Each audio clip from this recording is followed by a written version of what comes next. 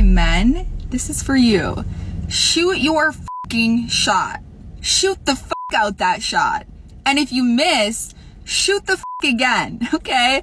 Because a lot of you could be pulling women way out of your league. A lot of women date down, okay? I know a ton of women who would take a 6 or a 7 with some swag and a solid personality over an airhead 10 any day, okay? So please get the fuck out there. I don't know why this ever stopped. I love you guys. Good luck. DM me if you have questions. I got you. I'm going to do something that I never do on this channel, and that's talk about hot women. Do I mean high quality women, women of depth and character and good values? No. I'm talking about hot women. But surely you mean like having a nice smile, you know, a woman who's really friendly, got a lot of femininity. No, not for this video. I'm just talking about women who are hot. Physically attractive, beautiful face, great body, hot women. As much as I plead my audience to please try and raise your standards, being pretty should not be enough to warrant you committing to a woman. She's got to have more depth. I also understand that I need to be realistic. We're men here, right? Like, I'm talking to a male audience, and you want a girl who's pretty. Like, yeah, you want her to have good values and a good personality and to treat you nicely and all of that stuff. Of course you do. But you also want her to be hot. For a lot of guys, it's basically non-negotiable. You know, their girlfriend has to be pleasant to look at. And since that's the demographic of women, like the really good looking ones, that most of the members of my audience are going to be training their attention towards, it seemed appropriate to actually make a video about the specific psychology of hot women, because there's a couple of aspects to a hot woman's experience of the world that a lot of men don't understand, but it's absolutely essential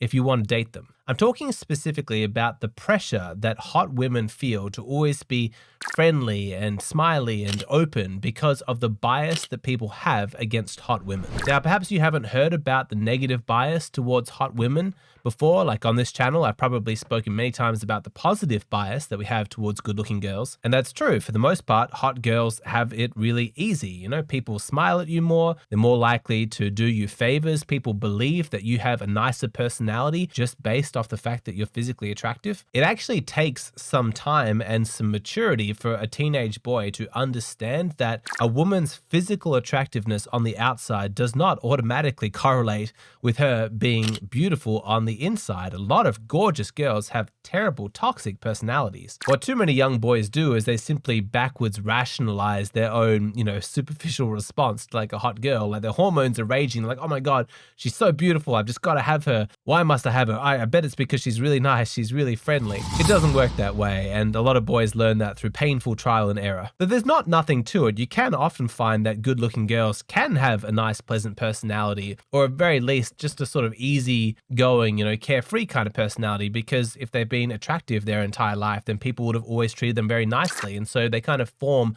a worldview that the world is a friendly place and that people are happy to do me favors. People are always nice to me. People think positively about me. But that's not what we're going to talk about in this video. What I want to explore is the negative bias that a lot of men have towards hot women. I'm going to call this the stuck-up bitch bias. If you want to date women, you absolutely have to know how this psychological phenomenon works, specifically as it relates to hot girls who are socially awkward or shy. Have you ever had the experience of seeing some beautiful, physically attractive girl at a distance and her life just seems amazing? She seems relaxed, she seems happy, she's surrounded by friends. It just seems like her life is perfect and that everybody loves her. Now, you see her and you're physically attracted to her, but you don't approach because in your mind, you think a girl like that is probably going to be really stuck up. She's probably going to look down on a guy like me. She probably thinks that she's better than everybody else. What's the point in even trying? That right there, that thought that you've had before you've even approached her is the stuck-up bitch bias that a lot of hot women have to deal with. This is absolutely a real phenomenon, and for confirmation of this, I encourage you to go and speak to any attractive women that you know in your personal life and ask them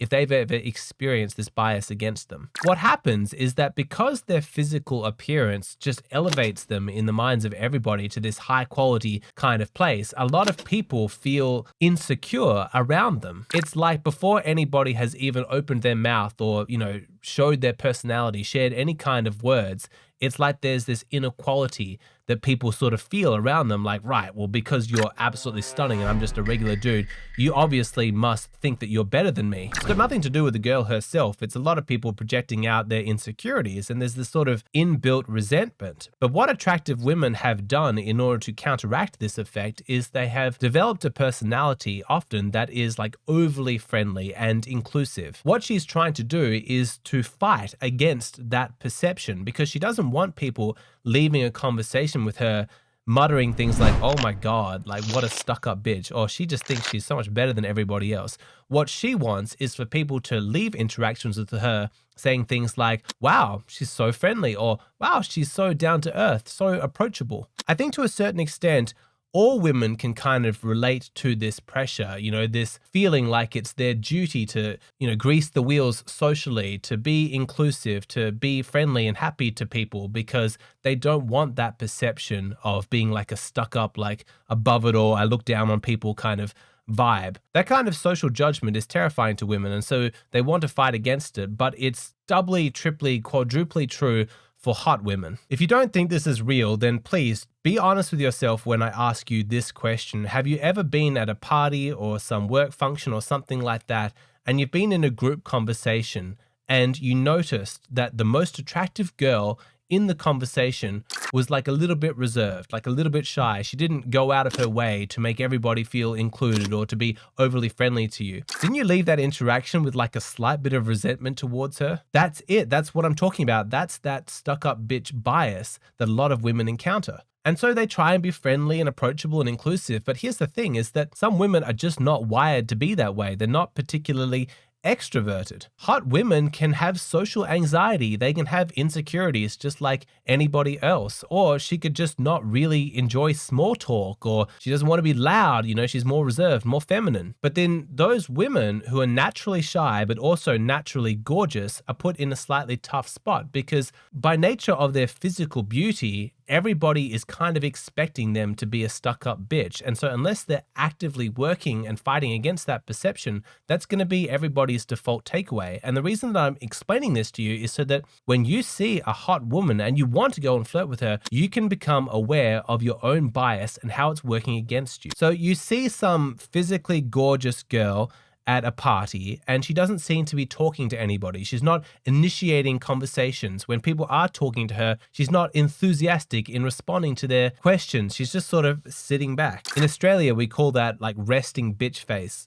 I don't actually know if that's an Australian term or if that's applicable everywhere, if that's just international terminology, but it's just she's got that sort of like expression as her default, which is not inviting. Now, it could well be that she's a total bitch and she's looking around going like, oh my God, I'm so much better than all of these people. Why am I here? I hope nobody talks to me. How embarrassing would that be? Or it could be, I don't know anybody here. I'm really nervous. This guy's talking to me. I'm scared I'm going to say something dumb. I'm just going to stay quiet. I don't know what I'm meant to do. What you need to understand is that both internal monologues may present themselves externally in exactly the same way. And so while she has this resting bitch face and she might be a bitch, she might also not be a bitch. She might just be shy. One of the reasons why it's so good to know this is because that actually presents you with an opportunity, because once you're aware of the fact that that hot girl who's not talking to anybody might not be a bitch, she might just be really shy, then you actually have an in there that a lot of other men aren't going to recognize as an opportunity because they're too insecure. They're not going to risk it. They don't want to go and hit on some bitchy girl. But if you have the courage to be like, all right,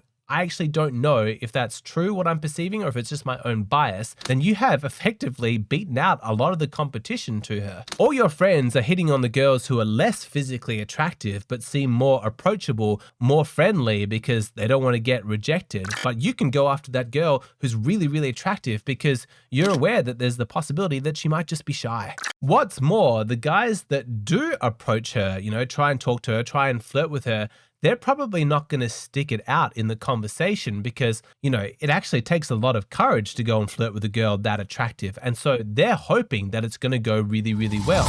But with a shy girl who's got some social anxiety, some awkwardness, it doesn't go well. Like, you've ever noticed this about men, is that they almost have a certain amount of energy that they can bring to an interaction, but it's finite. And unless they're getting energy back from the woman, like there's some reciprocity, there's a vibe going, they just burn out of their original source supply and then have to leave the conversation awkward, embarrassed, and feeling rejected. But with a shy, attractive girl, you're not going to get that much back from her. But this can be a good thing because so many other men are just too intimidated, too insecure, they bail out of the conversation. So the amount of men who actually got the courage to go and speak to her, and what's more, to stick it out in a conversation with her, even though she's not giving it back, you put yourself in a very small demographic of men. Do you see how this can be good news? Because what I'm telling you is that the amount of competition for the really attractive women might not be as intense as you imagine. Like a lot of guys, when they see hot girls, they might talk themselves out of approaching them because they think, well, obviously every single guy is going to go for that girl. But often not, okay? So like just take a moment and consider like the state of masculinity and men in the dating market right now. From what you know, a lot of men are struggling with the intensely high standards of women. They're struggling with their own insecurities